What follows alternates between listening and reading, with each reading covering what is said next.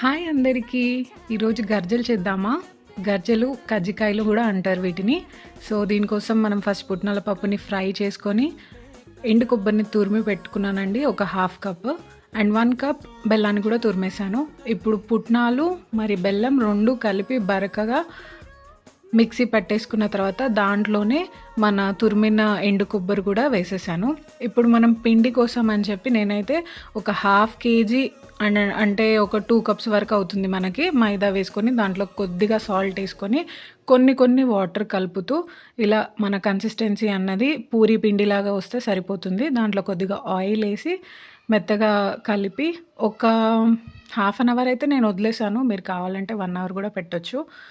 And ఆ తర్వాత మనకు చేస్తే ఏంటి అంటే పూరీలు చాలా నీట్గా వస్తాయి, ఒకదానికొకటి అంటుకోకుండా పిండి అన్నది బాగుంటుంది. సో దీంతో మనం చిన్న పూరి లాగా చేసుకొని దీనిపైన మనం ఇందాక చేసుకున్న ఏదైతే పొడి ఉందో, ఇది మా సైడ్ అయితే కజ్జికాయలు అంటారు, పుట్నాలు బెల్లం కజ్జికాయలు అంటారు వీటిని. సో ఆ మిశ్రమాన్ని దీంట్లో వేసి అది మొత్తం సీల్ అయిపోవాలి అంటే డైరెక్ట్ పెడితే మనకు అతుక్కోదు. కొంచెం వాటర్ హెల్ప్ తీసుకొని నేను పూరికి హాఫ్ సైడ్ పెట్టి ఇంకో హాఫ్ సైడ్ అతికిచ్చేసాను. ఇది కంప్లీట్గా సీల్ అవ్వాలి అంటే ఇప్పుడు ఫోక్తోని చుట్టూ ప్రెస్ చేస్తూ వస్తున్నాను. సో ఇది డిజైన్ కూడా బాగుంటుంది, ప్లస్ సీల్ కూడా అయిపోతుంది ఆయిల్లో వేసాక విడిపోకుండా. ఇలాగే మిగతావన్నీ పూరి బాల్స్ చేసుకొని అన్నీ చేసేసుకున్న తర్వాత మనకి డీప్ ఫ్రైకి సరిపడా ఆయిల్ వేసుకున్నాను. సో నేను యూజువల్గా ఆయిల్ కాగిందా లేదా అని చిన్న పిండి ముక్క వేసి అది ఆటోమేటిక్గా పైకి తేలిందంటే హాట్గా అయినట్టు.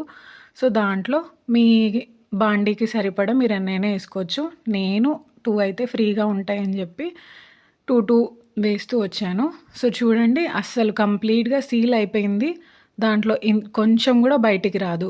సో నేను ఇలా టర్న్ చేస్తూ మనకి గోల్డెన్ బ్రౌన్ వచ్చే వరకు చేస్తే సరిపోతుంది. అండ్ హీట్ కన్సిస్టెన్సీ వచ్చేసి మనకి లో టు మీడియం అయితేనే సరిపోతుందండి. మరి ఎక్కువ పెడితే ఏంటి అంటే ఇమీడియట్గా మాడిపోతాయి అండ్ లోపల కూడా సరిగ్గా ఉడకవు, చాలా మెత్తగా అయిపోతాయి. ఇవి క్రిస్పీగా కొంచెం బాగుండాలి అంటే ఈ కన్సిస్టెన్సీ సరిపోతుంది.